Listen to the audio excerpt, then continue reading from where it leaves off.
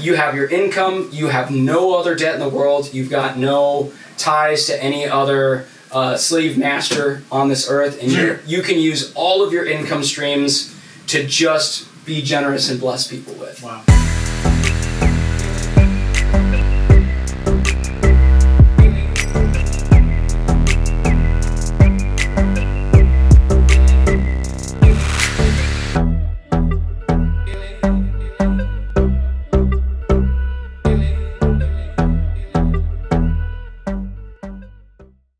And it was like, and then here was this guy, Dave Ramsey, saying, look, you do this step, then you do this step, then you do this step. He's like, it takes people, on average, 18 to 24 months to complete this. It's not overnight. He's not selling you, oh, here's my secret access to this special account, or like, let me give you my numbers for how to do this. Or it's like, nope, you just, these things. Here, you do this first, then you do this, then you do this. If you don't do it in order, you will not get the right results.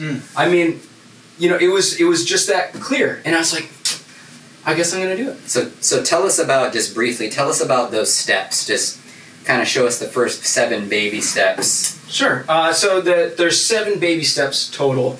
And baby step number 1 is simply saving $1,000, which $1,000 is just a starter emergency fund. Because generally speaking, especially when I started actually trying to complete the baby steps, didn't have $1,000. I didn't have any savings. It was like seat of my pants all the time.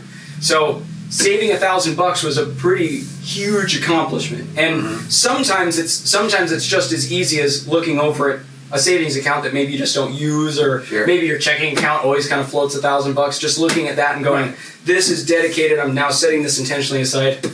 Starter emergency fund. For emergency stuff that might happen in life. Yeah, this is just to give you some cushion between you and a flat tire, or you and a dead battery one morning. Okay. Baby step 2 is the first part of the initial Grand Canyon. So baby step 2 is pay off all debt, which of course sometimes not that big of a deal. Some people don't operate on a ton of debt, but more often than not, I believe the statistic is like an average of, if you went to college, I think the average student loan debt is somewhere in like the $60,000 and $70,000 range. And I mean, I've never made $60,000 a year in my life. So to think that I would have to pay that off is ridiculous. But that's totally people's lives right now. People struggling with that kind of dollar amount hanging over their head, and then some. So step 1 is $1,000. Step 2 is paying off debt. Now that might sound a little unreasonable as a baby step 2, but you have to also think that you are being intense. In fact, it's called gazelle intensity. Like that's his nomer for that. So the point is that you focus all of your extra money. The first step when you're doing your emergency fund, you're doing a budget. If you're by yourself, you budget your finances. You figure out, what is my income? Where is my income going? And sometimes that's just enough to show you where your boat is leaking. I mean, you realize, sometimes you don't realize what's coming out of your account. I've been spending $1,000 a month going to Starbucks. Dude, oh man. For me, fast food. It was just, you're driving around town, you're like, I'm feeling kind of hungry. I feel like some jalapeno poppers real quick. That's food for me, bro. Another $5 there, $5 here. And then you look at your account and you're like, dude, I just dropped $500 a month on just totally empty food. Sausage burritos from McDonald's, dude. And it's like you sort your budget out. You balance your budget so that you are not losing money, and you know how much money you have to use every month. Intentional. You're being intentional. You're being intentional with your money, exactly. And that leftover is going to go to paying off your debt. Exactly. So you just getting that part where you figure out, okay, I can dedicate this much a month to this debt. Perfect. Then, as you're paying off your debt, you're going gazelle intense. You're thinking, okay, I work 40 hours a week here. What can I be doing in the remainder of the hours of my day or week to make some extra money? Like, he recommends selling pretty much everything in your house. In fact, his common catchphrase is, hey, Sell everything. Sell so much stuff that your kids think that they're next. You know what I'm saying? And it's like that's how hardcore. It's like, get rid of stuff that you aren't using. Get rid of stuff you don't need. Flipping stuff that's quick money. You sell any piece of like music equipment or whatever you haven't been using, that's another $100 that goes on that pile. Even things like you can't afford already that you own. Absolutely. Having a car that's $30,000 that you're making a $400 car payment for. Get it out. Sell it and buy what you can pay in cash for it. Yeah, you're absolutely right. Because sometimes you look at your budget, you see after your rent, after your car payment, after your insurance, you're already underwater. You haven't even bought food yet, and you're already upside down. It's like, how do you affect your budget in such a way where you're functional again? So I mean, he gives a lot of great pointers for getting out of leases, getting out of like high interest car payments, all this nasty stuff.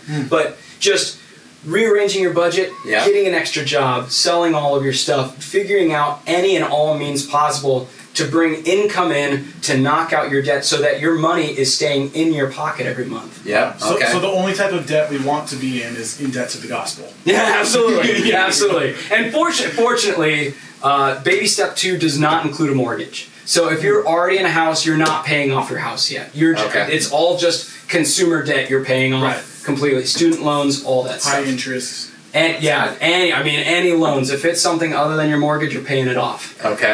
So then once you complete that big step, you're now in baby step 3, which is your fully funded emergency fund, which can be anywhere from 3 to 6 months of living expenses. So you look at your budget, you say, okay, these are all of the necessities that it takes to run my household.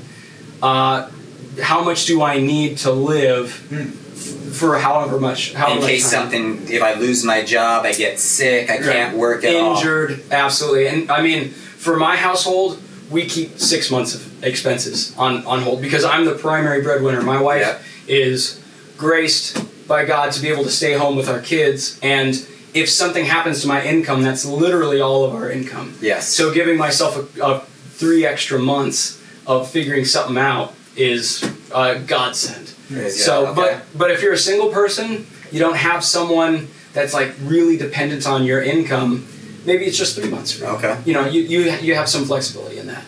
So then that leads into baby steps 4, 5, and 6, which happen all at the same time. Baby step 4 is investing. So he calls you to invest 15% of your income into retirement.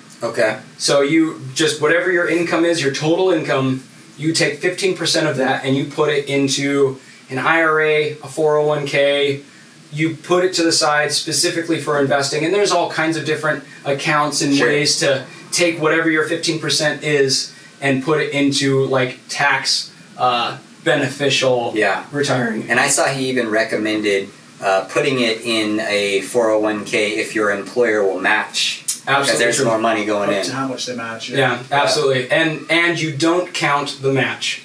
So if your employer matches up to say 5%, you're just counting the 5% that you're putting in there, and then you take the additional 10% and put it someplace else. Makes sense. So that's a fun thing. That's like bonus information. Good. That's a little insight. So then baby step 5 is applicable if you have kids. Baby step 5 is college fund. Where there's specific accounts that you can create. I believe it's a 503B is an account that is an investing account that is tax deferred, I believe. That's what it is. If you use it for educational purposes.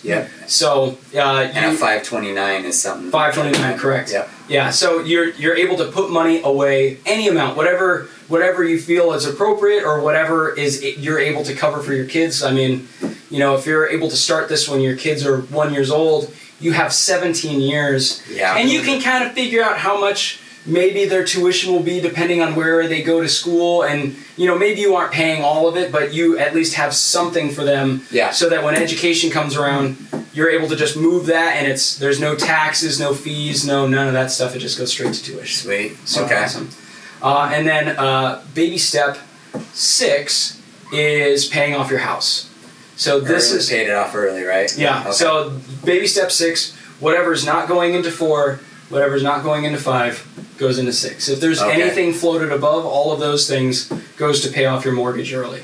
Okay. And all 3 of those happen all at the same time. Okay. So 15%, if you've got some for kids, throw some in the pot for the kids, and then all of the extra that you're maybe selling, if you're getting a raise at work, all that other stuff goes into Straight to paying your off house. the mortgage. Yep. So once you complete 4, 5, and 6, you're on baby step 7, which is simply be generous. Okay. Baby step 7 is Wow. be generous like no one else, because all of a sudden you have your income, you have no other debt in the world, you've got no ties to any other slave master on this earth, and you can use all of your income streams to just be generous and bless people with. Wow. So let me ask you this, based on those steps, which are awesome, if someone had, say, a investment account now, does Dave Ramsey recommend that you take money out of your investment account to pay off your debt? That's a big negative. No. So if you've got a retirement fund, if you've got like a 401k, and that's actually a super great point, because it's really common. You know, sometimes you get a 401k through your work or some kind of retirement fund that's just automated from your paycheck as, you know, as an employee. You'll see this amount accrue over time. Some people, you know, have a couple thousand. Some people just end up with tens of thousands of dollars in this retirement account. Then they interact with this information and go, I got to get out of debt. I've got this pile of money over here. I'm just gonna, boop. Well, retirement accounts are set up in such a way where they are meant to be released when you are at retirement age. Right. So until you are age 65, sometimes 67 and a half, there are actually deep penalties for removing your money. So you're getting, generally it's a 10% penalty straight off the top just for moving your money outside of the account. And then, generally speaking, you get taxed on that. That becomes like as if you just earned a big lump of money. So then 10% plus your tax rate, generally probably 22, 25%. Wow. All of a sudden you're losing 35% on your money. And you're not getting your interest rate on that money anymore. Not anymore. And it's like, so he, across the board says, man, unless you're in some ridiculous circumstance where you can just pay the taxes outright, but even then it's so seldom that it's just, you don't pull that money out to pay debt off. So he say if you could get the money out without a penalty, is that something he recommends, or is he just kind of like leave your retirement account alone and just go after it with your extra income? 99 times out of 100 he'll say leave it alone. This addition versus submission. Sinners need forgiveness. Surrender to his lordship. Don't extort the grace he's given. See, I'm blessed by the one, Yahweh, all day. I'm a wretched sinner, deserve hell for always.